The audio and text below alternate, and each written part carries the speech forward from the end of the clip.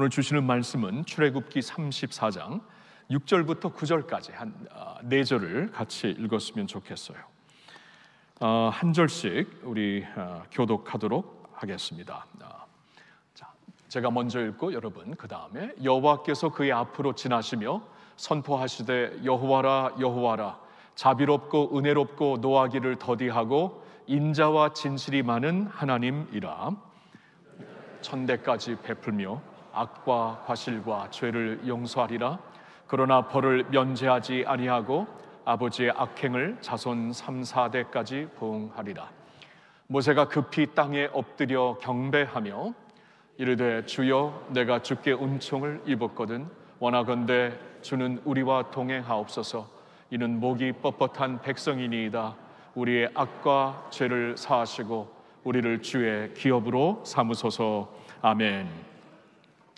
여러분, 사람들의 이름에는 그 이름을 지어주신 분들의 간절한 소망과 기대가 깃들어 있습니다. 그리고 이름을 지어주신 분이 이제 믿는 분이라면은 그 이름에는 그 아이를 향한 간절한 기도의 마음도 포함되어 있을 것입니다. 우리 아이들이 태어났을 때도 그러한 마음으로 저와 이제 아내는 아이들의 이름을 지었지요. 큰 아이의 이름은 성일인데 그 이름은 갑자기 짓게 된 것입니다. 다른 이름을 생각하고 있었는데 갑자기 이제 아내의 이제 그 신호가 오면서 병원을 가기 시작했을 때는 막 자정이 넘어가지고 이제 그때가 이제 주일이었는데 종료 주일이 시작되는 바로 그 찰나였습니다. 자, 하나님께서 이 거룩한 날에 종료 주일에 이 큰 아이를 허락하실 것이구나. 그래서 이 날을 좀 거룩한 날이라고 우리가 보면서 이 거룩한 날에 태어난 아들로서 하나님의 거룩을 알고 하나님의 거룩을 온 세상에 알리는 그러한 아들이 되라. 이러한 간절한 기대감과 어떠한 소망, 기도를 가지고 이름을 지었던 것이죠.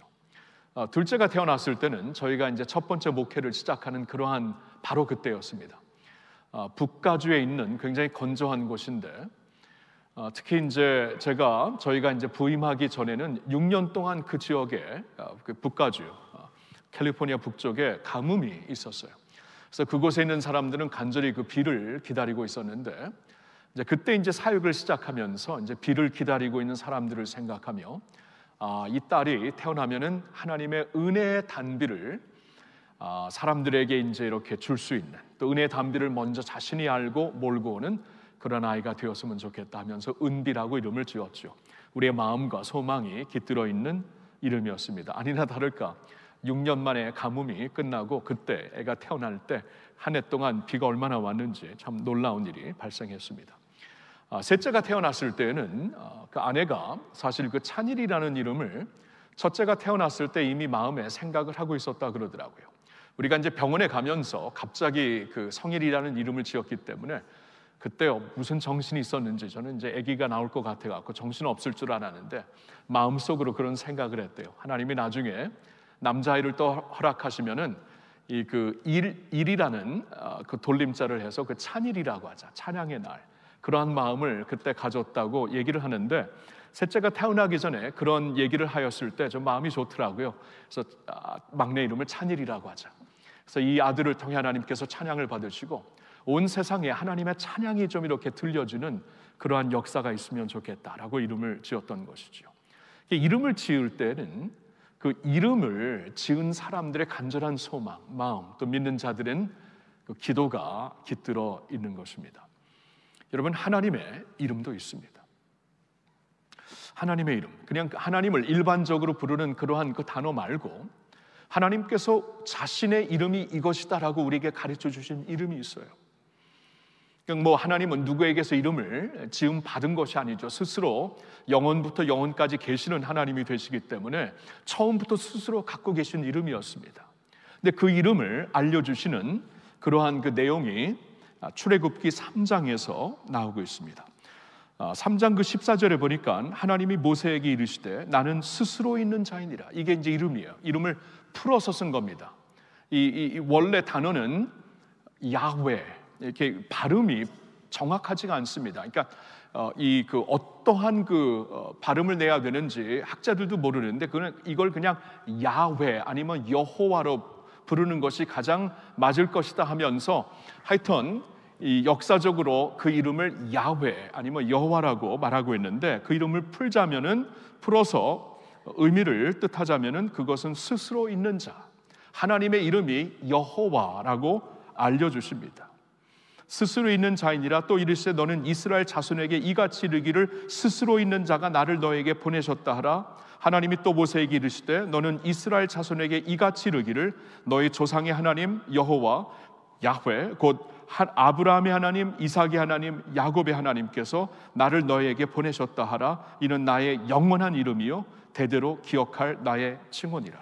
자, 하나님께서 이것이 이제 자신의 영원한 이름이다 알려주시는 거예요.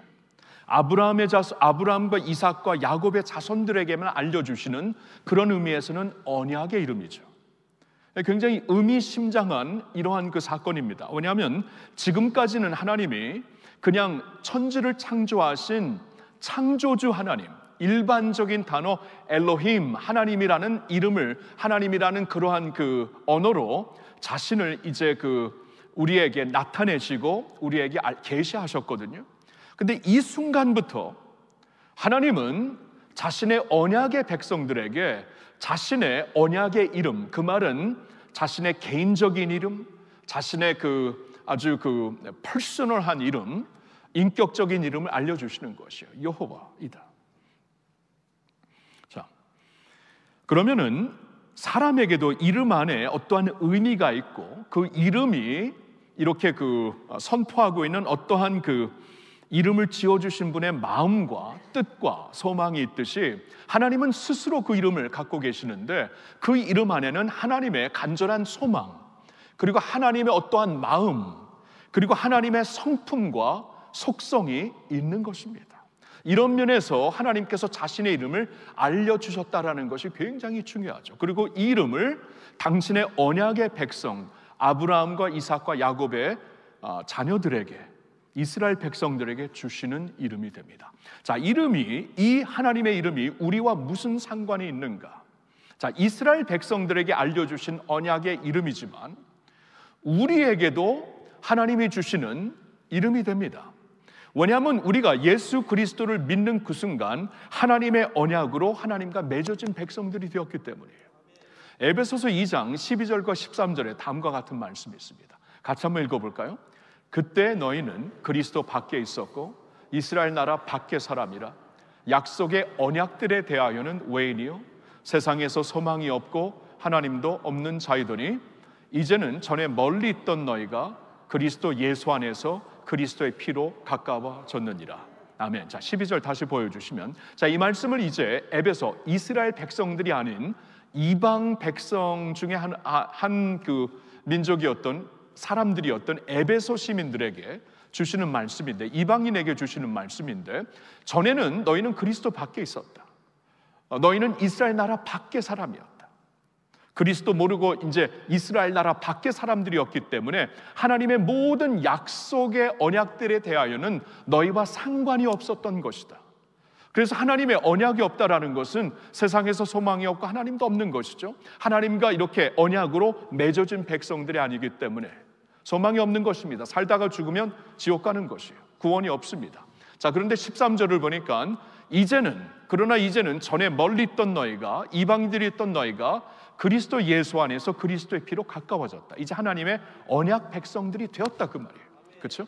전에는 그 언약의 백성들은 아브라함의 자손들, 즉 피로, 혈통으로 아브라함의 자손들에게만 적용되는 언약의 백성들이었는데, 이스라엘 백성들에게만 적용되는 언약의 어떠한 스테터스였는데, 이제는 그리스도 예수 안에서 너희들 모두가 언약의 백성들이 되었다. 하나님의 언약과 하나가 된, 그 언약으로 하나님과 하나가 된 백성들이 되었다라고 말씀을 하시는 거예요.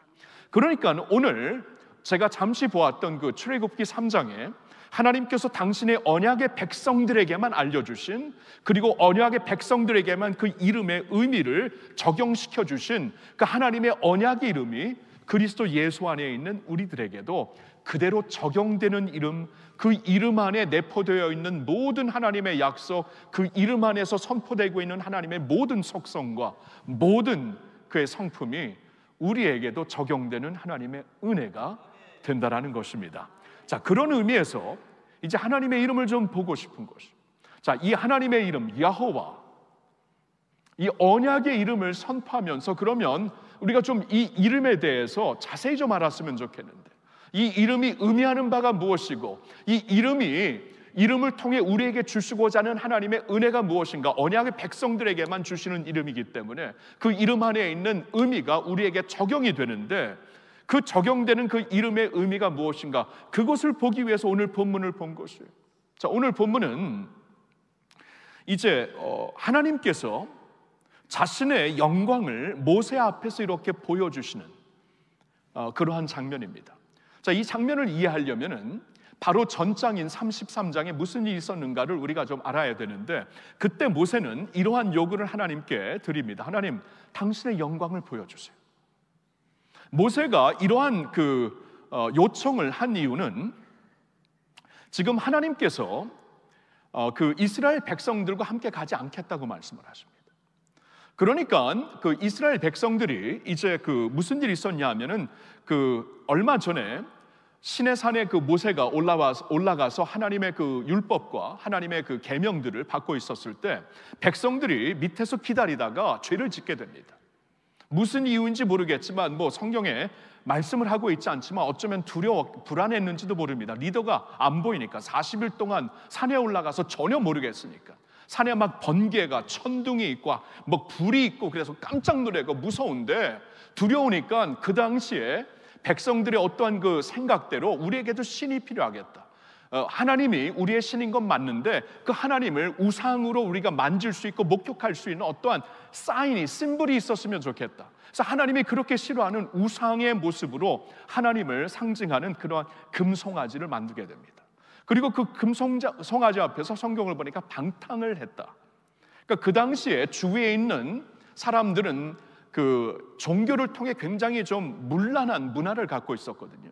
사람들이 영적인 리더도 없고 두렵기도 하고, 그러면서 막 주위를 돌아보니까 이렇게 굉장히 이 문란한 어떠한 문화를 갖고 있는데, 자신들도 좀 그러고 싶었던 마음이 있었던 것 같아요. 왜냐하면 성경을 보니까 이 금송아지 앞에서 경배하면서 방탕하였다, 영어로 보면 올지를 하였다. 이게 굉장히 이렇게 성적으로 문란한 모습을 보였다라는 것이에요. 그 주위에 있는 그러한 사람들의 모습을, 문화의 모습을 보였던 것입니다. 이때 하나님께서 내 백성은 이렇게까지 하나님께서 찾아가셔서 구원하시고, 홍해를 갈라서 건너가게 하시고, 불기둥 구름기둥으로 매일 인도하시고, 아침마다 만나를 주시고, 물이 없을 때는 이 반석에서 물이 터져 나오게 하시고, 하나님께 이렇게 인도하시는데, 그리고 이제 하나님이 이 백성들과 언약을 더욱더 깊이 맺기 위해서 그 리더인 모세를 불러가지고 시내산에서 만나서 말씀을 주고 있는데, 백성들은 그 자리에서 방탕하면서 하나님을 떠났던 것이에요. 그래서 하나님께서 이 백성들 다 진멸시키고, 모세야, 내가 너의 후손으로 큰 나라를 만들겠다고 하나님께서 말씀을 하시거든요. 그때 모세가 기겁을 합니다. 하나님, 그럴 수가 없습니다.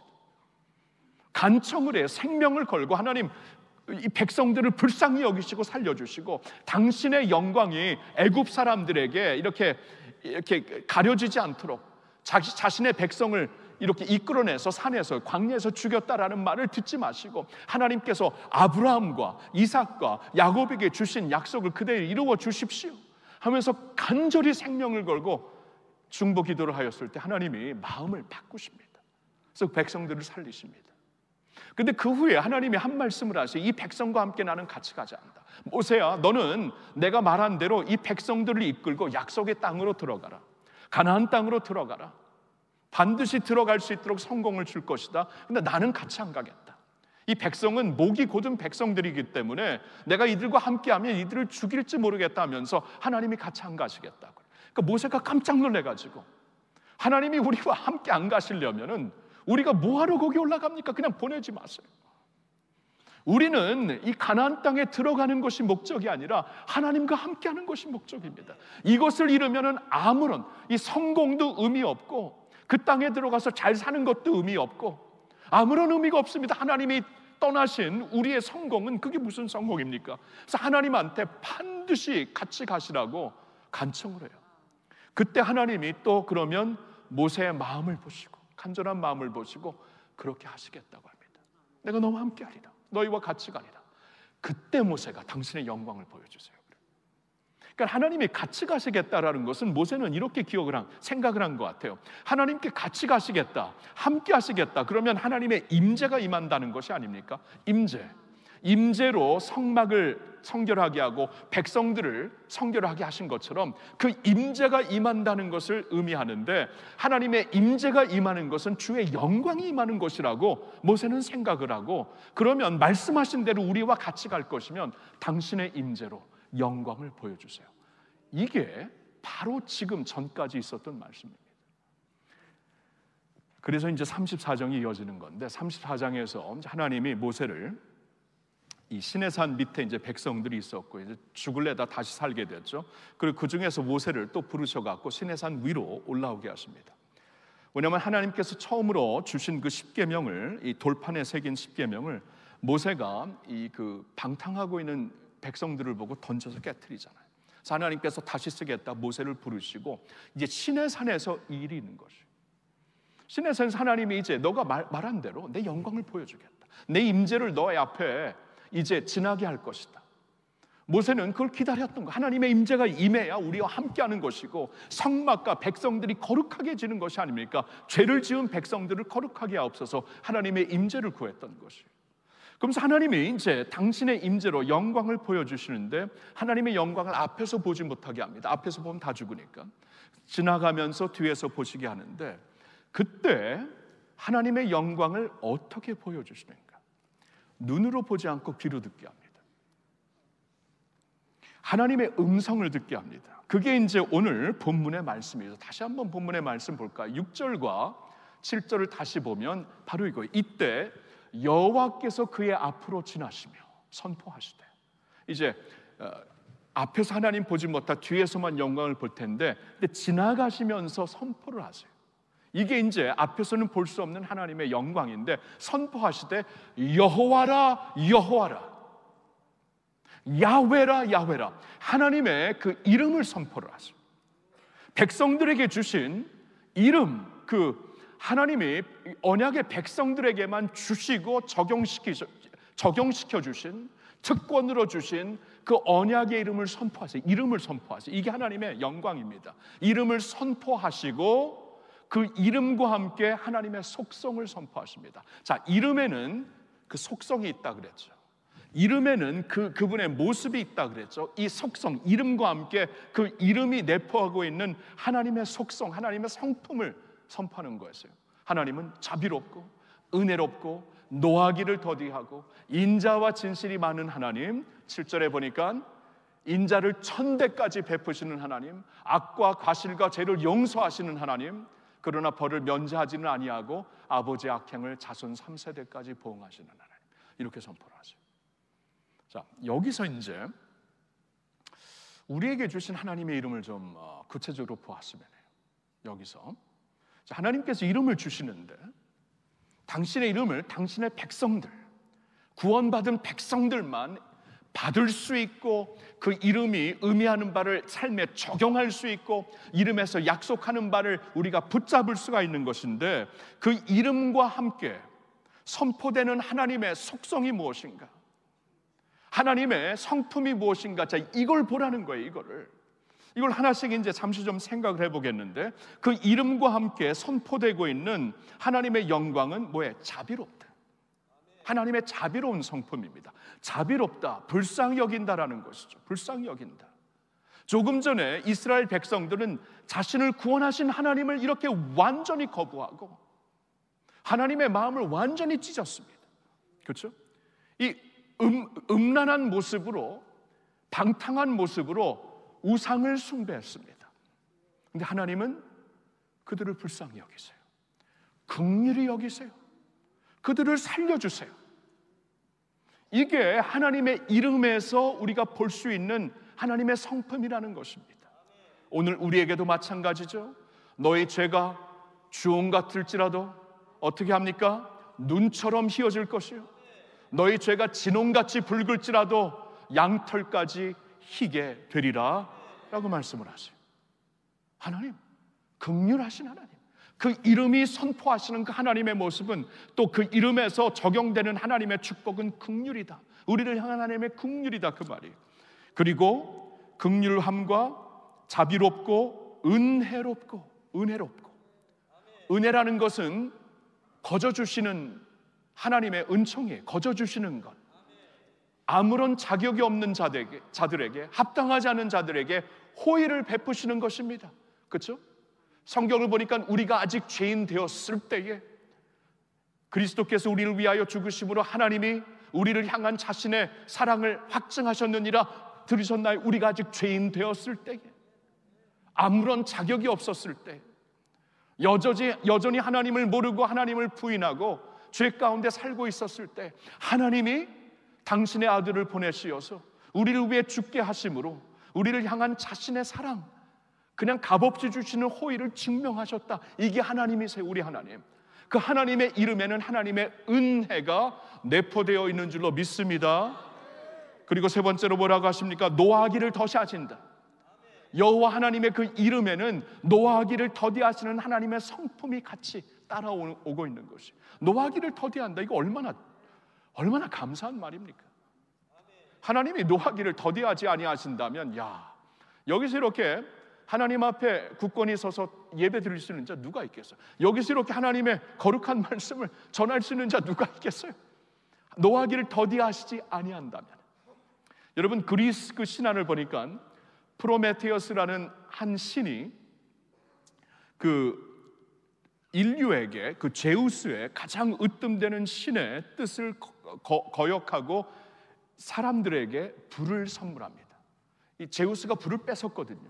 사람들에게 노예갖고 불을 근데 몰래 다시 사람들에게 선물합니다. 이것을 알게 되고 이 제우스가, 이 가장 으뜸되는 신이 화가 나서 녹욕하고 녹아 폭발하여서 이러한 징벌을 내리는데, 끔찍한 형벌을 내립니다. 이 형벌이 뭐냐 하면은 이 프로메테우스 이 몸을 이제 산 위에 묶어놓고 낮에 독수리가 와가지고 그 몸을 파서 간을 먹게 합니다. 간을 쪼아 먹게 합니다. 그러면 죽으면 끝나는 것인데 이 프로메테우스의 몸에서 다시 간이 재생될 수 있도록 그런 능력이 여전히 주어진 것이에요. 그래서 밤에 다시 간이 재생되어서 다시 살게 되고, 살아서 또 그 다음날 독수리의 공격을 받고 또 간이 쪼아 먹히게 되고, 이런 식으로 계속 악몽의 사이클이 계속되는 것이에요. 여러분, 이게 세상이 말하는 신입니다. 이 그리스 신화라는 것은 이게 뭐예요? 이 오늘날 그 서양 문화의 시작이 되었던 그리스 문화를 이해하려면 그리스의 신화를 공부하여서 그리스의 신화를 보는데, 그리스 신화의 가장 으뜸되는 신이 이렇게 노하기를 그냥 경노하고 폭발하는 신이에요. 우리 하나님은 그러지 않습니다.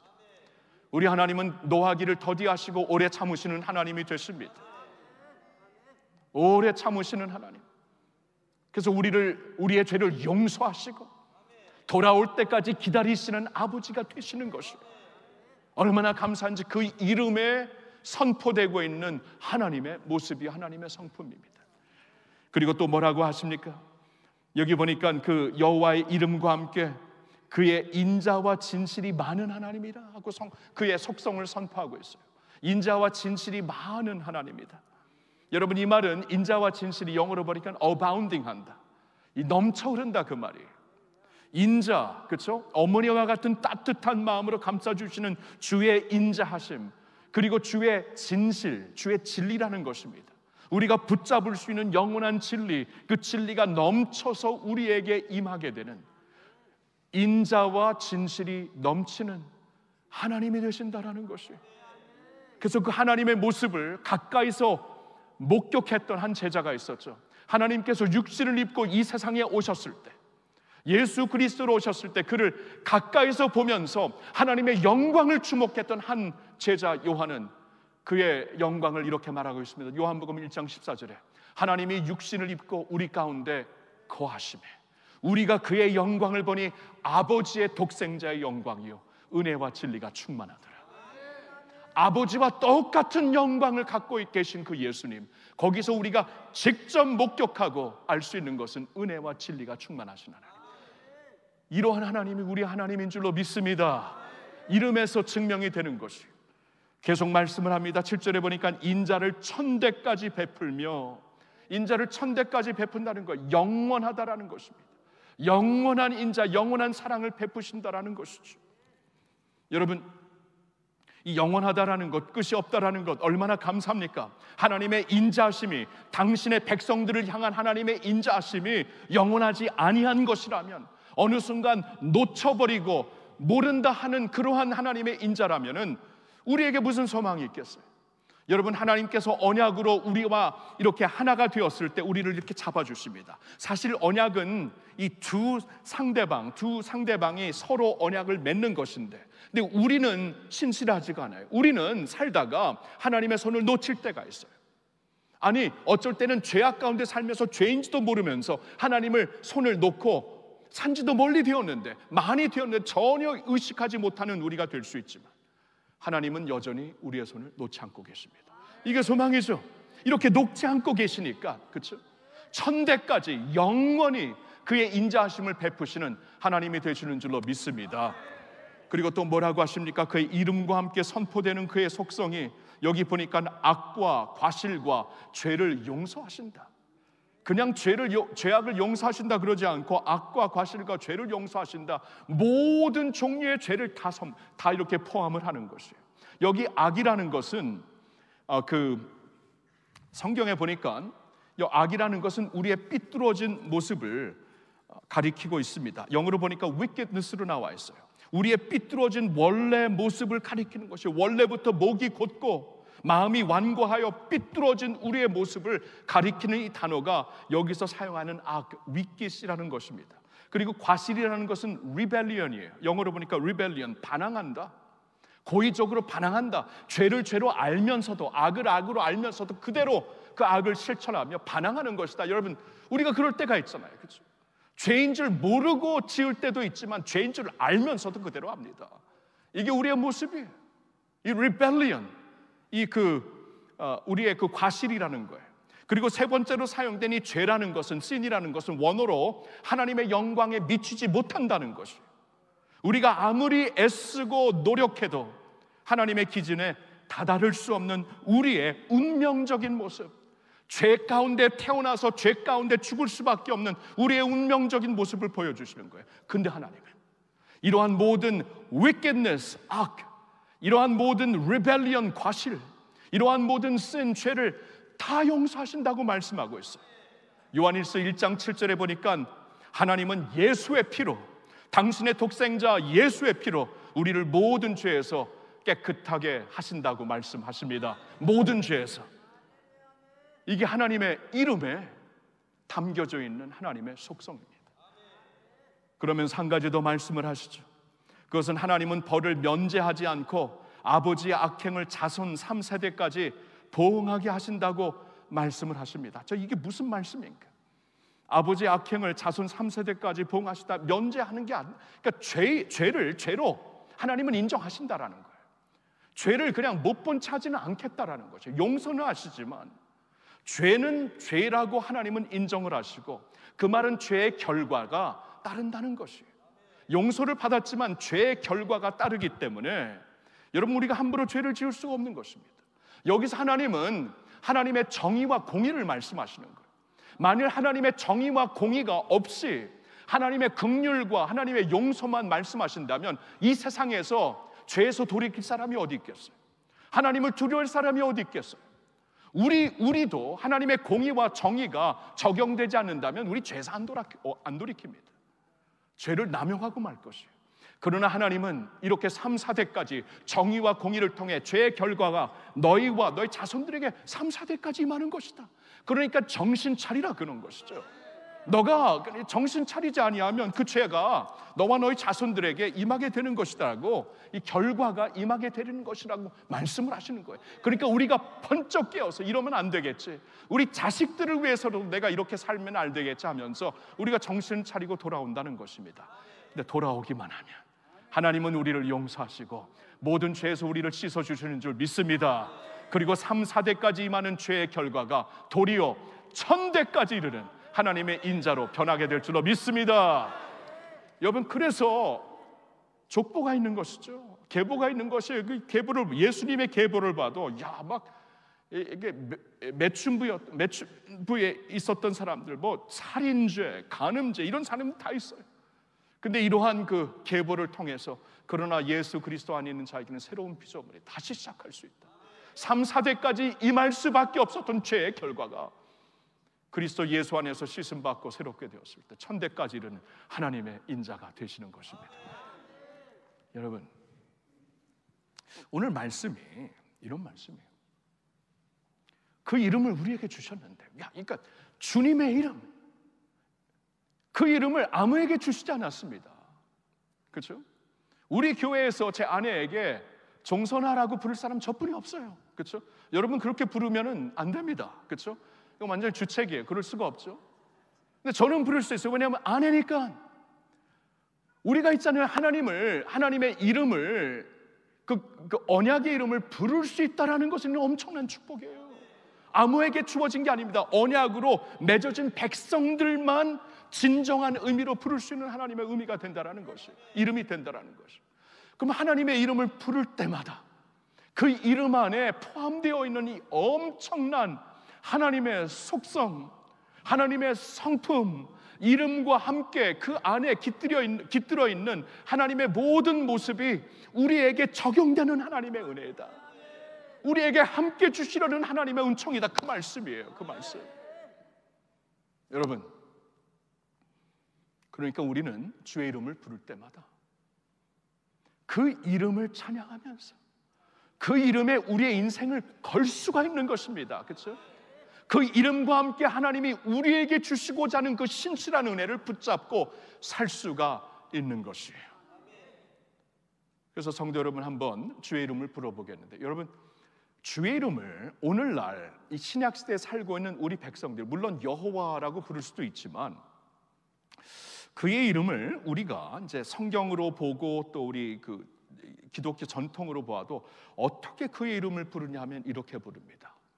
나의 주, 나의 하나님. 자, 같이 한번 외쳐볼까요? 나의 주, 나의 하나님. 잘 들어보세요. 나의 주, 나의 하나님. 여러분, 이 단어 있잖아요. 야훼, 여호와라는 단어가 이게 그냥 발음이 어떻게 되는지 몰라갖고 그냥 상상하는 거예요. 이게 아마 여호와 아니면 야훼라는 발음일 것이다. 이 정도 추측할 수밖에 없어요. 그래서 보통 구약 시대부터 이 구약의 성경을 보아도 이 야훼라는, 여호와라는 단어가 있을 때 보통 the Lord, 아도나이, the Lord, 히브리어로 아도나이로 이렇게 야훼가 보이지만 이렇게 읽을 때는 아도나이, 주라고 읽습니다. 보통 그렇게. 그러니까 주의 이름을 우리가 어떻게 부를 수 있냐면 그렇게 부르는 거예요. 주, 주님, my Lord, 이렇게 부르는 거예요. 주의 이름을 나의 주, 곧 나의 하나님, 이렇게 부르는 거예요. 이것이 어디서 또 증명되냐 하면은 요한복음이 끝나는 무렵에 이제 은혜와 진리가 충만했던 하나님의 독생자의 영광을 보고 있었던 제자들이 나중에 그가 죽었을 때에, 십자가에 달려 죽었을 때 흩어지게 되잖아요. 이게 뭔가? 그러나 부활 소식이 들리고 부활하신 주님을 보게 되었을 때 마지막으로 그 부활하신 주님의 손을 만져보고 이 못자국을 만져보고 창자국을 만져보았을 때 도마라는 자가, 의심했던 도마라는 자가 그 앞에 무릎을 꿇고 나의 주, 나의 하나님이라고 고백을 하잖아요. 그러니까 이게 주님의 이름을 우리가 선포하고 고백하는 우리 신앙 고백이에요. 다시 한번 해봅시다. 나의 주, 나의 하나님. 다시 나의 주, 나의 하나님. 여러분, 이 이름을 많이 부르세요. 많이 부르세요. 하나님의 은혜가 있습니다. 나의 주, 나의 하나님. 찬양을 하면서, 기도를 하면서 나의 주, my Lord, my God. 나의 주, 나의 하나님. 그냥 천지를 창조하신 그냥 모든 그 인류의 하나님 맞습니다. 그러나 그 중에서도 언약으로 맺어진 나의 하나님이라고 부르는 것은 다르잖아요. 나의 하나님, 나의 주님, 이렇게 부르는 것이에요. 이렇게 부르면서 그 이름 안에 있는 주님의 그 신실하심, 이 모든 신실하심 속성과 성품을 붙잡고 여러분 그 위에 여러분 소망을 세워나가시기를 예수님의 이름으로 축원합니다. 그리고 그 이름을 부를 때마다 모세가 오늘 보니까 어떻게 하다면 그 앞에 무릎 꿇고 엎드려 경배를 하잖아요. 우리도 그래야 돼요. 하나님의 이름을 선포할 때마다 그 이름 앞에 무릎 꿇고 경배하면서 어떻게 이렇게 자비로우십니까? 자비로우신 하나님, 자비로워서 너무나 좋습니다.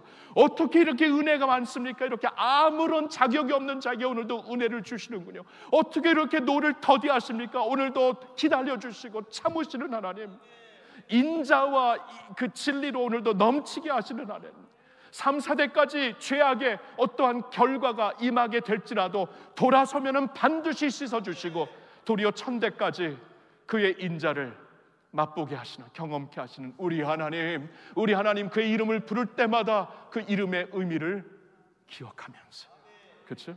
하나님 앞에 경배하고 우리의 삶을 주님의 도구로 드릴 수 있기를 예수님의 이름으로 축원합니다. 우리 하나님 신실하십니다. 그의 신실하심은 그의 이름에 증명된 줄로 믿습니다. 할렐루야. 기도합시다. 하나님 아버지, 놀라우신 그 이름 위에 뛰어난 그 이름, 고마우신 그 이름, 나의 주, 나의 하나님, 오늘도 주의 이름을 부르며 주님께 모든 영광과 찬양을 올려드립니다. 그 이름을 우리에게 주시옵소서. 그 이름이 의미하는 모든 축복을 누리며 살게 하시는 하나님, 이제 우리는 그 이름을 자꾸 부르며 그 이름을 계속 찬양하며 그 이름을 높여드리며 그 이름이 의미하는 바를 묵상하는 가운데 우리의 인생이 주님의 그 신실하심에 던져질 수 있는, 우리의 인생이 그 소망 위에 세워질 수 있는 인생이 되게 하여 주시옵소서. 그리고 그 이름을 선포할 때마다 모세처럼 그 앞에 엎드려 주님을 경배하며 찬양하게 하여 주시옵소서. 우리의 모든 삶이 다 주님의 것입니다. 그 이름이 주어졌기 때문에 주님을 찬양하며 감사하며 감격하는 저희들 되게 하여 주시옵소서. 누가 뭐라고 할지라도 나는 하나님을 예배하며, 누가 뭐라고 할지라도 세상이 아무리 조롱할지라도 주님의 이름을 경배하며 살 수 있는 저희들 되게 하여 주시옵소서. 이러한 이름을 주신 하나님 앞에 우리의 삶을 거룩한 산제물로 드려 모세처럼 하나님, 우리를 당신의 기업으로 삼아주세요. 우리를 주님의 도구로 삼아주세요. 주님께 헌신할 수 있는 저희들 되게 하여 주시옵소서. 오늘 이 예배를 통해서도 우리의 삶을 주님께 드리오리 주님의 도구, 주님의 거룩한 도구로 사용해 주시옵소서. 할렐루야. 모든 영광 주님께 올려드리오며 우리 주 예수님의 이름으로 기도하옵나이다. 아멘, 아멘. 할렐루야, 할렐루야. 주님을 찬양합니다.